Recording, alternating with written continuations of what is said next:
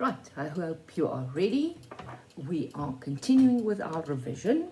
Macbeth, Act 1, Scene 4.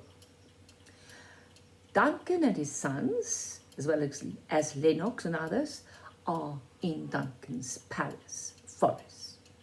Malcolm tells Duncan that he had news that Cawdor was executed. Cawdor did 3 things before his execution. 1, confessing his treason. 2, begging Duncan's pardon. And 3, repenting, saying that he was sorry for what he did. Duncan states that it is impossible to tell what a man is like by looking at his face. There's no art to find the mind's construction in the face. Duncan states that he trusted Cawdor absolutely. We know he cannot trust the new Thane of Cawdor, Macbeth, either. Now remember, this is dramatic irony. Dramatic irony is when the audience knows something that the character does not know at this stage. Macbeth, Banquo, Ross and Angus enter. The king says he cannot repay Macbeth for what he did in the battles. And Macbeth responds, "Oh, it was only my duty, and you should accept my duty. That is what your duty is, to accept my duty and my sacrifices." Duncan says he will continue to advance Macbeth after already promoting him to Thane of Cawdor. He then turns to Banquo, says he deserves no less than Macbeth, and gives him a hug. Duncan then makes 3 important announcements. First of all, his son Malcolm will be successor to the throne and is made Prince of Cumberland. Now remember, in Macbeth's time, the Scottish throne was not hereditary. It didn't go automatically to the king's son, although it was likely. So now he announces that it is indeed going to be Malcolm. Everyone who deserves to be rewarded will be rewarded. So he's going to consider the whole scene of the battles, and he will make a decision there. He will spend the night at Inverness, which is Macbeth's castle, and this is a great honour to Macbeth. Macbeth thanks Duncan for the honour and asks to be excused to prepare his wife for the visit. He wants to inform her, in other words. In an aside, Macbeth declares he will have to overcome the obstacle of Malcolm, or he will fall down. It is like he's walking on a road, and there in his way is a huge rock. So that's an obstacle. And he says, that is a step on which I must fall down, or else overleap, for in my way it lies. Macbeth now says that he wants light to be hidden. Stars, hide your fires, so that his black and deep desires to be king will not be seen. His eye must wink close, so that he can do the deed. Duncan and Banquo must have been in dialogue, because now when Macbeth leaves the stage, he exits. Duncan, in response to a comment by Banquo, continues to praise Macbeth. They then set off after Macbeth. His final comment: Macbeth is a peerless kinsman. Peerless, without equal. Peer, equal, peerless, without equal. And a kinsman, please remember, it's kin, K-I-N, kinsman. And that is a member of the family. you're all now locked up with your king's men.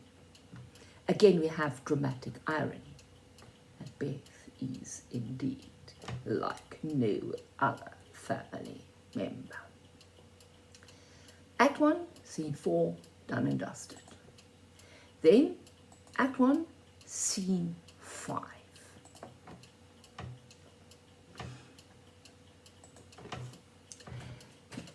Now, we skip to another part of the setup.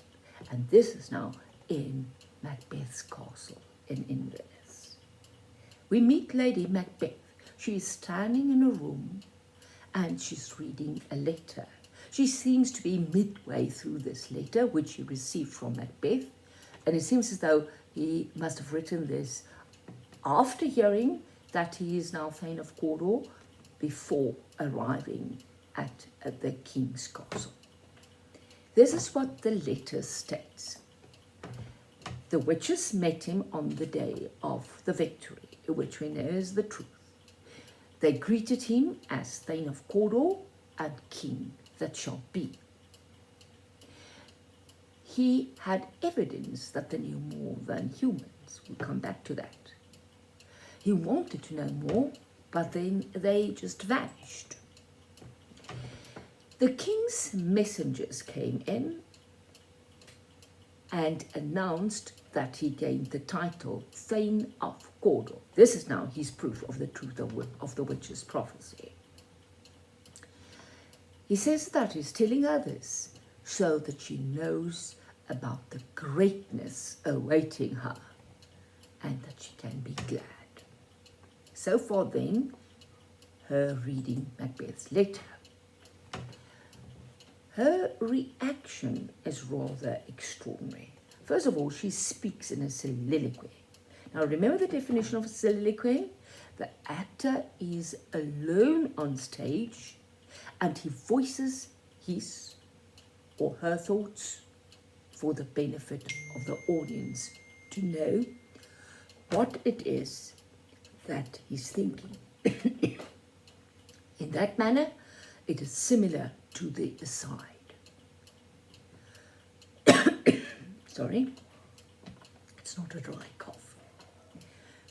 She says he is going to be king, but he does not have the cruelty, the milk of human kindness is to create in him, to take the nearest way. What's the nearest way?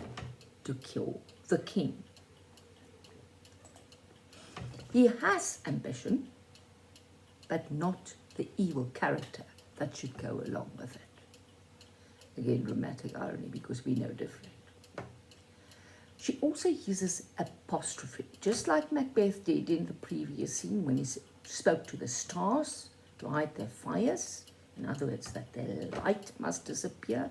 And remember, light is a symbol of goodness and darkness is a symbol of evil, corruption. Apostrophe is addressing a person who is not present or an inanimate object. It's like me speaking to my computer when it doesn't do what I want it to do. She wants Macbeth to hurry home so that she can pour her spirits into his ear and get everything out of him that will stop him from becoming king. From becoming king, she says, she refers to the golden round, which is the crown. Remember, this is metonymy, a change of name. Golden round, substituting the crown. A messenger then arrives and he tells her the king is approaching. It is great news because now the king is delivered into her hands. In another soliloquy, in which he uses apostrophe again, Lady Macbeth speaks first to the spirits that attend to the thoughts of murder. And this is what they have to do. They must take away her womanly nature supposedly she's to be kind and caring because that's what they thought, but all women were like. They must fill her with cruelty from the top to the toe, and they must make her blood thick. No pity must flow, so that she must not feel sorry for Duncan.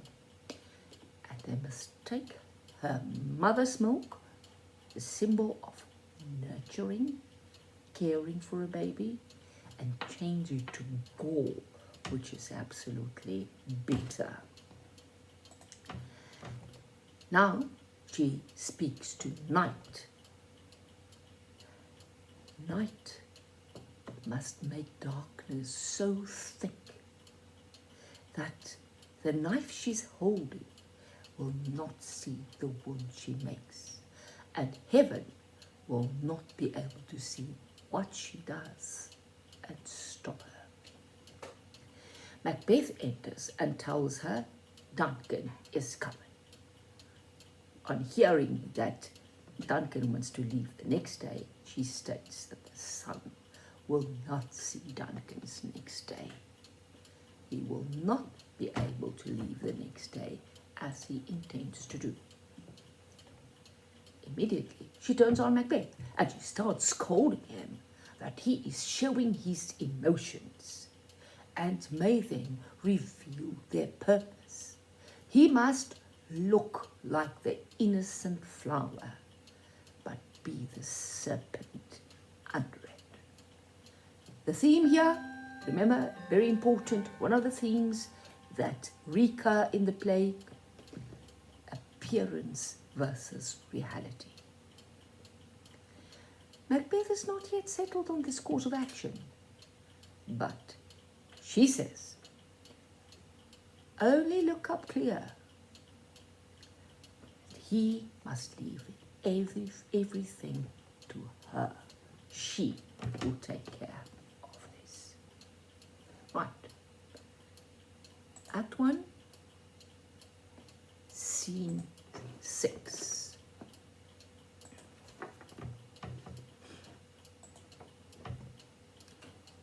Now, King Duncan, his sons, Banquo, and others are approaching the castle.